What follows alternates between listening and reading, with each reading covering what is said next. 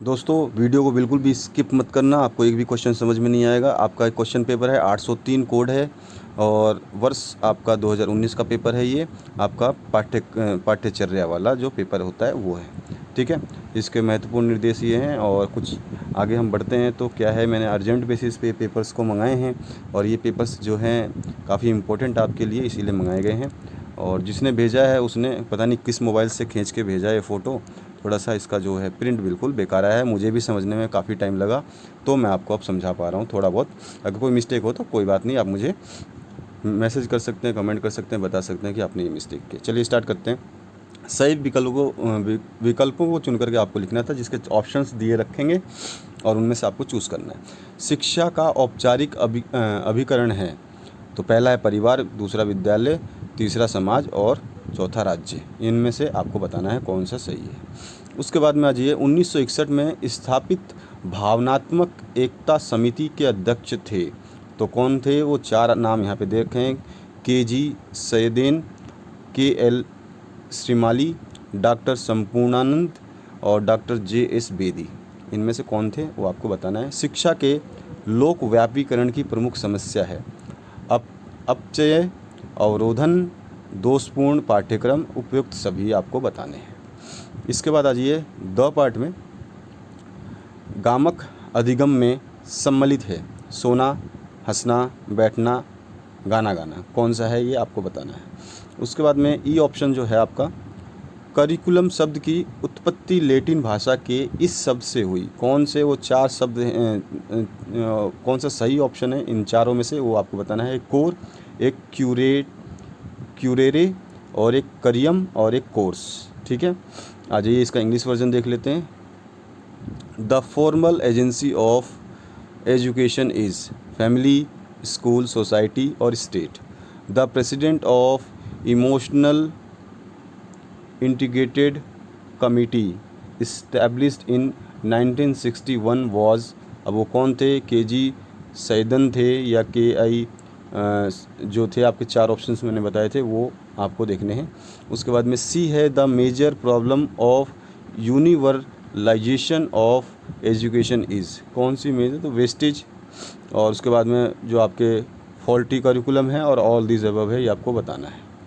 In dynamic learning included sleeping, laughing, sitting और singing song. और next जो है, curriculum word is derived from the word of Latin language. कौन सा था वो? कोर था, करेर था, करियम था या फिर कोर्स था? आपको आंसर देना है। चलिए अब हम देखते हैं सेकंड पार्ट इसका, जो ब्लैंक स्पेस वाला है। ये रिक्त स्थानों की पूर्ति करनी है तो डैश को बालकों के गांधी के नाम से जाना जाता है। वो कौन थे? रविंद्रनाथ टैगोर थे या फिर गीजू भाई थे? बी है, गोपाल कृष्ण गोखले ने सन 1911 में खालिस्तान शिक्षा संबंधी विधेयक प्रस्तुत किया। वो प्राथमिक या माध्यमिक आपको बताना है। भारतीय संविधान के अनुच्छेद खालिस्तान में 14 वर्ष तक के बच्चों के लिए निःशुल्क एवं अनिवार्य शिक्षा का प्रावधान है। वो कौन सा अनुच्छेद था? वो 42 था या 45 आपको बताना है। नेक्स्ट है, अधिगम के प्रयास एवं मूल के सिद्धांत का प्रतिपादन डैश ने किया। वो कौन थे? पावलोव और थाइनड्राइक। कौन था? आपको इसका आंसर देना है। नेक्स्ट क्वेश्चन है, पाठ्यचर्या का स्वरूप खालिस्तान होना चाहिए, सीमित, व्यापक, आपको बताना है इसका आंसर। चलिए इसका इंग्लिश वर्जन देख लेते हैं। Dash is known as Gandhi of children, Rabindranath और Gujju Bhai. In 1911 Gopal Krishna Gokhale presented the bill related to dash education, primary और सेकेंडरी आपको बताना है। इसके बाद में the provision of free and compulsory education for children up to 14 years is in the article dash of Indian Constitution। Article कौन सा है? वो 42 या 45 आपको बताना है। उसके बाद में आइए, trial and error principle of learning was propounded by. किसके द्वारा ये बताया गया था आपको वो बताना है। The nature of curriculum should be limited होना चाहिए या फिर कम्प्रीहेंसिव होना चाहिए, आपको बताना है। थर्ड जो है आपका, इसमें आ जाते हैं हम, शिक्षक और समाज का संबंध लिखिए, write the relation of teacher and society. और ऑप्शन आया था सामाजिक न्याय की अवधारणा लिखिए, write the concept of social justice. चौथा है धर्मनिरपेक्ष राज्य में विद्यालय के 4 कार्य लिखिए, write 4 functions of A school in a secular state. और ऑप्शन आया था बुनियादी शिक्षा के 4 सिद्धांत लिखिए, write 4 principles of basic education. Next page पे चलते हैं। यहाँ पे है आपका प्राथमिक शिक्षा के लोक व्यापीकरण के 4 उद्देश्य लिखिए, write 4 objectives of universalization of primary education. और ऑप्शन आया था आपका जो है समाज स्कूल प्रधान पर संक्षिप्त टिप्पणी लिखनी है, right A short note on common school system. Common है तो ये क्या है आपका सामान्य स्कूल प्रणाली पर संक्षिप्त टिप्पणी लिखनी है आपको, सामान्य स्कूल प्रणाली पे आपको टिप्पणी लिखनी है, right A short note on common school system. Next question है आपका बालिका शिक्षा के उन्नयन हेतु किए जाने वाले कोई 4 प्रयास लिखिए, right any 4 efforts for promotion of girls education. और ऑप्शन आया था जिला प्राथमिक शिक्षा कार्यक्रम DPEP यानी कि डिस्ट्रिक्ट प्राइमरी एजुकेशन प्रोग्राम के 4 उद्देश्य लिखिए, write 4 objectives of district primary education programme DPEP। 7वां क्वेश्चन है आपका शिक्षण एवं अधिगम में संबंध लिखिए, write relation in education and learning. और ऑप्शन आया था अधिगम की 4 विशेषताएं लिखिए, राइट 4 कैरेक्टरिस्टिक्स ऑफ लर्निंग। 8वां जो क्वेश्चन आया है ज्ञान के प्रकार लिखिए, write the types of knowledge. और ऑप्शन आया था तथ्यात्मक ज्ञान के शैक्षिक उपयोगिता लिखिए, write the educational utility of factual knowledge. ठीक है। 9वां क्वेश्चन है आपका right the sources of knowledge, ज्ञान के स्रोतों को लिखिए। और ऑप्शन आया था what is the relation of introductory knowledge with sense organ, right what is the relation of introductory knowledge with sense organ, right आपको बताना है। ठीक है। तो आपको जो है मतलब इंट्रोडक्टरी मतलब क्या होता है आपका जो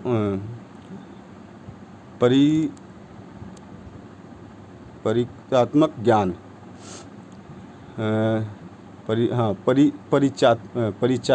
परिचयात्मक ज्ञान या परिचयात्मक ज्ञान का इंद्रिय विषयों से क्या संबंध है, ये आपको लिखना है, क्योंकि ये पेपर थोड़ा सा डल आया हुआ है इसीलिए थोड़ा सा दिक्कत हो रहा है।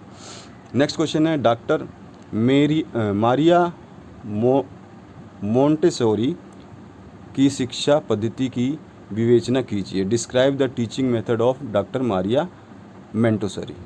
उसके बाद में और ऑप्शन आया था रविंद्रनाथ टैगोर के अनुसार शिक्षा के उद्देश्य लिखिए, write objective of education according to Rabindranath Tagore. 11वां क्वेश्चन जो है आप उस पर आ जाइए। इस पर आपका है शिक्षा के लिए विद्यालय के महत्व का वर्णन कीजिए, describe importance of school for education. और ऑप्शन आया था नवीन ज्ञान विषयक तथ्यों की खोज में शिक्षा की भूमिका लिखिए, write the role of teachers in search of new knowledge perspectives. 12वां क्वेश्चन है संशोधित राष्ट्रीय शिक्षा नीति 1992 का संक्षिप्त वर्णन कीजिए, describe briefly the revise national policy of education 1992। और ऑप्शन आया था प्रजातांत्रिक शिक्षा प्रणाली के 4 उद्देश्यों का वर्णन कीजिए, describe 4 objective of democratic education system. Next page पे चलते हैं। इसमें है आपका शिक्षा के लोकीकरण की समस्याओं को दूर करने के उपाय लिखिए, write measures to remove the difficulties of universalization of education, शिक्षा के। ठीक है। अब और ऑप्शन है आपका शैक्षिक अवसरों की समानता की आवश्यकता लिखिए। Right needs of equality of educational opportunity. Right need of equality of educational opportunity. शैक्षिक अवसरों की समानता की आवश्यकता लिखिए। चौथा क्वेश्चन है आपका जो है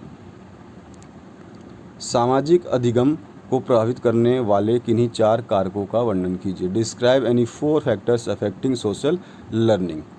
और ऑप्शन आया था बचपन की विशेषताओं का वर्णन कीजिए।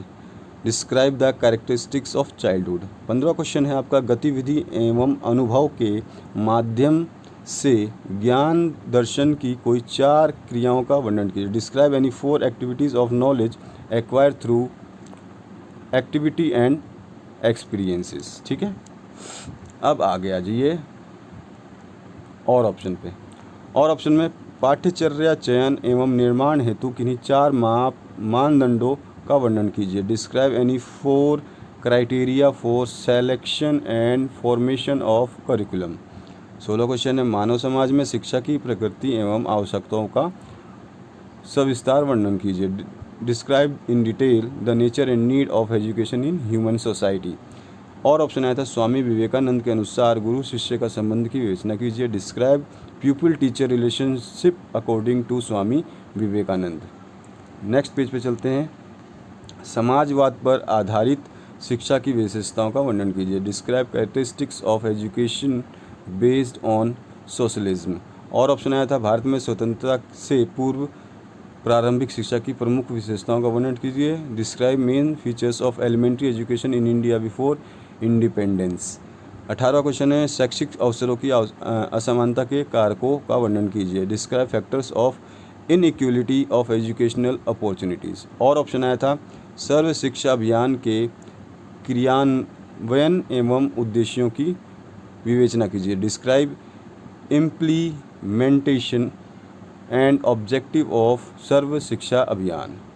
19वां क्वेश्चन है लास्ट क्वेश्चन है आपका सीखने के संदर्भ में शिक्षार्थी से संबंधित कारकों का विस्तारपूर्ण वर्णन कीजिए। Describe in detail factors related two by student in reference of learning. और ऑप्शन आया था शिक्षार्थी के सांस्कृतिक विकास में शिक्षा की भूमिका की विवेचना कीजिए।